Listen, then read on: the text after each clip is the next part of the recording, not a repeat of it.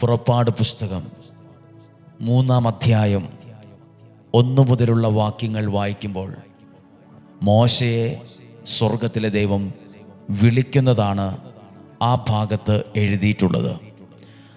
അതിൻ്റെ 2-ാമത്തെ വാക്യം, അവിടെ ഒരു മുൾപടർപ്പിൻ്റെ മധ്യത്തിൽ നിന്ന് ജ്വലിച്ചുയർന്ന അഗ്നിയിൽ കർത്താവിൻ്റെ ദൂതൻ അവന് പ്രത്യക്ഷപ്പെട്ടു.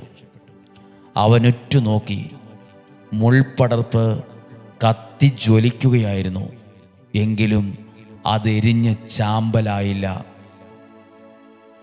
കത്തിജ്വലിക്കുന്ന, കത്തി എരിയുന്നൊരു മുൾപടർപ്പ്, കത്തിജ്വലിക്കുന്ന, കത്തി നിൽക്കുന്ന ഒരു മുൾപടർപ്പാണ് കണ്ടത്.